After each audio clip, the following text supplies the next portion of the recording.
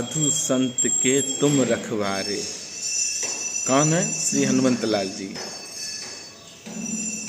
और श्री हनुमंत लाल जी की कृपा से माँ के अनन्य भक्त की सेवा करने का मौका मिला है। माँ की सेवा करने वाले ये सारे ही भक्त नीप करोली धाम में रहे और बड़ा आनंद आया। चलिए सुनिए महाराज जी क्या कह रहे हैं। ये पूरी यात्रा बड़ी दिव्य है क्योंकि गौ माता के लिए है और इस यात्रा में महाराज जी का सानिध्य प्राप्त हुआ, ये बड़ी बात है। ये आपका आशीर्वाद और कृपा है, क्योंकि ना तो मैं नेता बनना चाहता हूँ और ना मैं अब ये चाहता हूँ कि कुछ बनूँ। बस एक ही चीज़ बने, बाबा हमें अगर दें ताकत तो सेवा करते रहें। आपने देखा होगा कि बड़ा आनंद आया। और चलिए संत महाप्रभु के आप दर्शन करें, क्या बताया है। मैंने महाराज जी से पूछा कि आज इस कलयुग में ज़्यादातर लोग परेशान हैं, तो महाराज जी ने एक बहुत सरल सा उपाय बताया है। उस उपाय को भी आप सुने, आनंद लें। जी हमारे पूरे YouTube फैमिली की तरफ से और बाबा नीप करोरी महाराज के सारे भक्तों की तरफ से आपको दंडवत प्रणाम। आप लोगों को भी बहुत बहुत साधुवाद। आप लोगों ने हमें जो सहयोग किया है हमारी यात्रा में, तो मैं आपके दर्शकों को ये बता दूँ जी। नीम करोली आश्रम में आकर हमें ऐसा लगा कि हम अपने घर परिवार में आ गए जी। आप लोगों ने जिस प्रकार की हमारी सेवा की है उससे हम गदगद हैं जी। हमारा हृदय बहुत प्रसन्नचित्त है, आनंदित है, प्रफुल्लित है।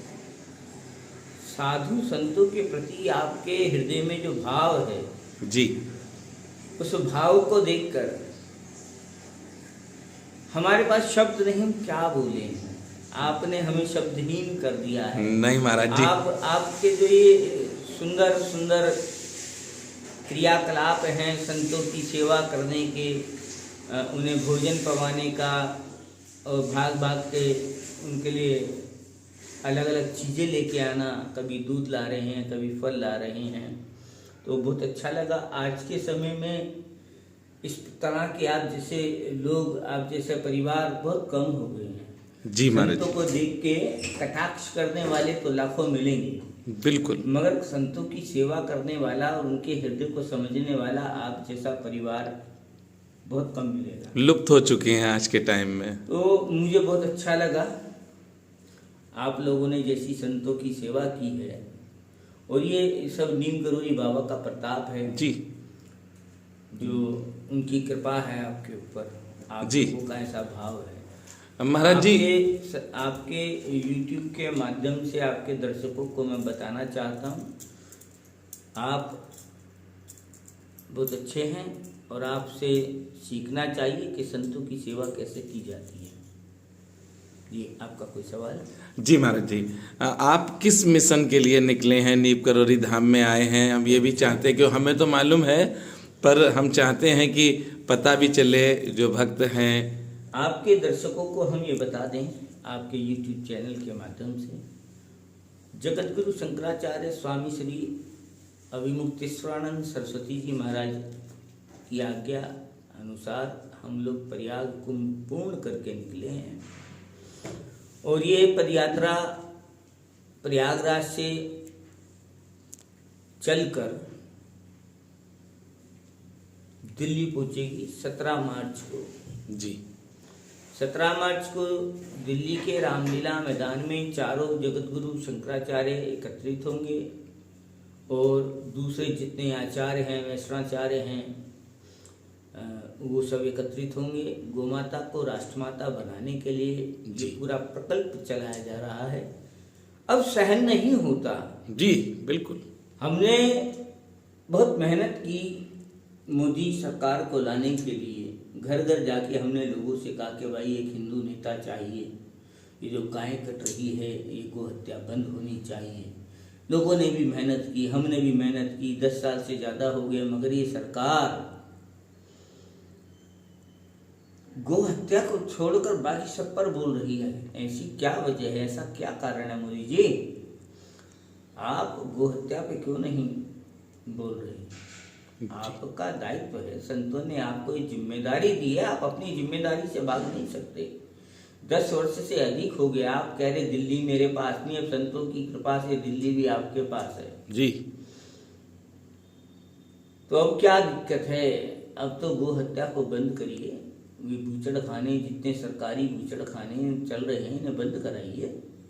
संतों के हृदय की जो पीड़ा से दूर करने का दायित्व तो आपका है। आप राजा हैं, आपको साधु संतों ने ये सत्ता सौंपी है जी। ये सत्ता आपकी नहीं है, आपके बाप की नहीं है, किसी के बाप की नहीं किसी है, संतों की सत्ता है। जो सत्ता आपको संतों ने सौंपी है जी।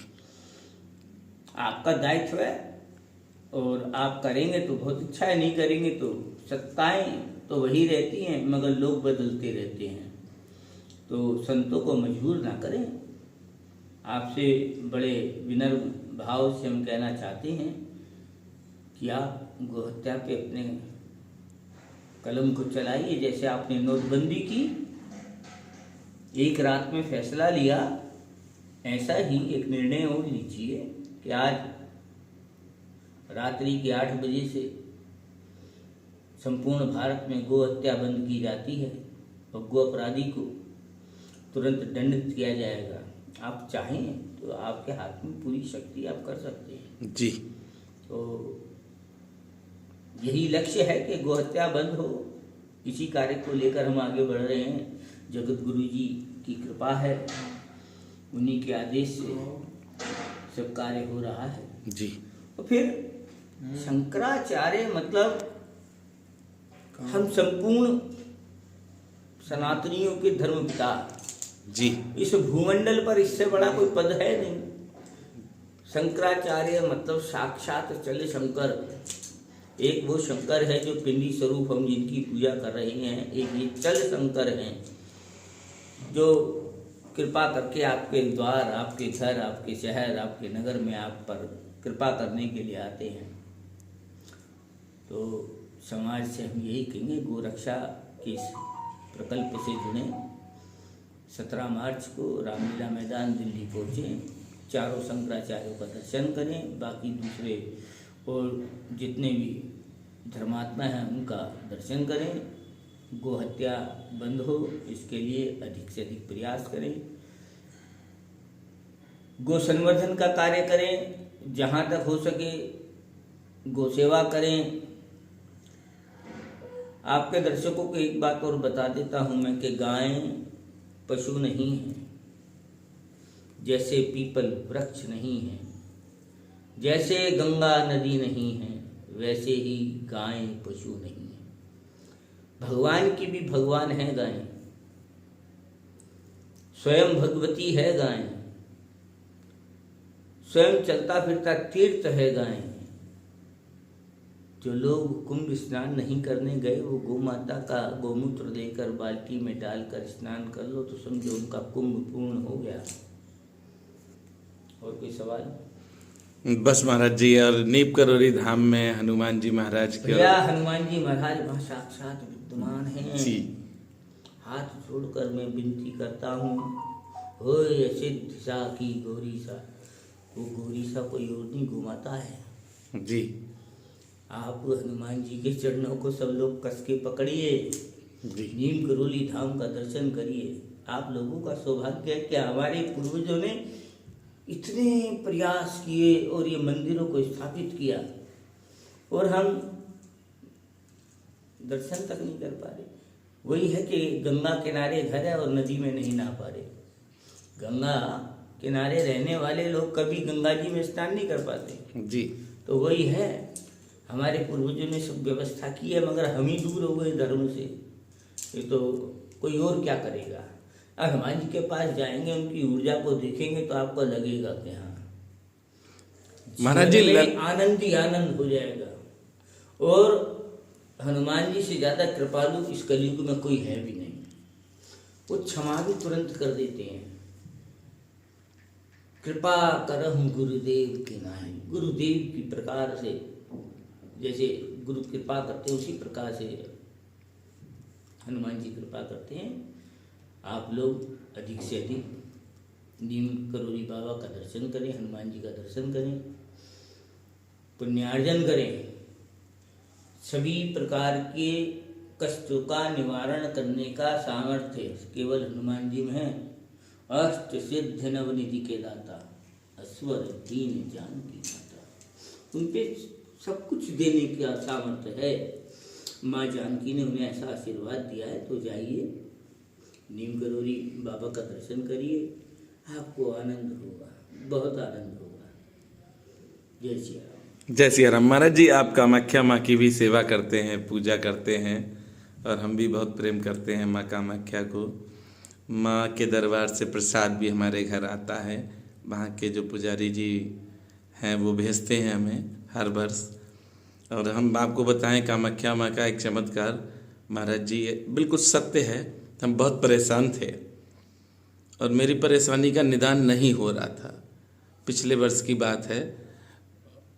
उसी समय जब परेशान थे तो हम दुर्वासा ऋषि आश्रम में गए। वहाँ एक संत हैं मौनी बाबा, जिनको हम भगवान तुल्य मानते हैं, और हैं भी वो संत। वास्तविकता में अद्भुत संत हैं मौनी बाबा। तो हम उनके पास बैठे थे। उन्होंने कहा सही हो जाएगा, आज ही सही होगा। मेरे घर पर माँ कामाख्या से प्रसाद आया, जो वस्त्र माँ का होता है, थोड़ा सा वस्त्र भेजा, प्रसाद भेजा, और महाराज जी डाक मेरे घर गई। हम दुर्वासा ऋषि में थे और फोन आया हमारे पास कि सही हो गया सब।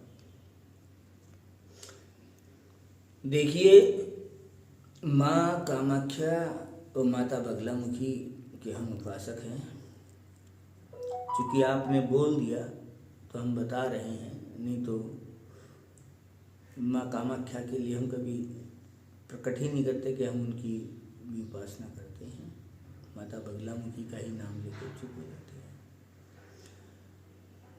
एक सहज और सरल उपाय हम बता रहे हैं। किसी प्रकार का कष्ट आपके जीवन में हो, माँ कामाख्या का स्वरूप मानकर जो छोटी छोटी कन्याएं हैं 10 वर्ष से कम की, उनको कभी भी अष्टमी के दिन, जब भी आपको अष्टमी आए जी, अष्टमी के दिन छोटी कन्याओं का पूजन करिए, उन्हें मिष्ठान खिलाइए, जो उनकी इच्छा हो खिलाइए। उनको नारियल, चुन्नी, कुछ पैसा जी, उनको दीजिए, उनके चरण धोइए, उनका तिलक चंदन करिए, और जो प्रसाद पाई हैं वो जब छोड़ जाएं, वो प्रसाद आप पा लीजिए। माँ कामाख्या का नाम लेकर वो प्रसाद आप पा लीजिए, आपके सारे संकट दूर हो जाएंगे। पर वो काम करना पड़ेगा बहुत श्रद्धा से, बहुत मनोभाव से। आपके हृदय में वो भाव रहना चाहिए, कन्या नहीं, ये कामाख्या ही है। तो देखिए, आपका काम होगा, आपके जीवन में परिवर्तन होगा। अब मैं बता दूं, कोई साधना, मंत्र, जाप, उपासना तो आप नहीं कर पाएंगे। जीवन आपका ऐसा है कि आप, जो मैं बता रहा हूँ, गृहस्थ जीवन में आज के समय में ये भी कर लिया जाए तो बहुत है। क्योंकि सुबह 9 बजे घर से बाहर निकलता है पुरुष, और रात को 10 बजे घर में घुसता है। तो ऐसे कठिन जीवन में कुछ भी उपाय करना बड़ा कठिन है आजकल जी। और साधना का तो फिर मतलब ही नहीं होता जी। तो सहज उपाय है जी। और बताइए। बस महाराज जी, बहुत हमारी इच्छा थी। एक बात और जी मन में आई जी, तो बोल देता हूँ जी। सभी लोग तिलक चंदन अवश्य लगाइए।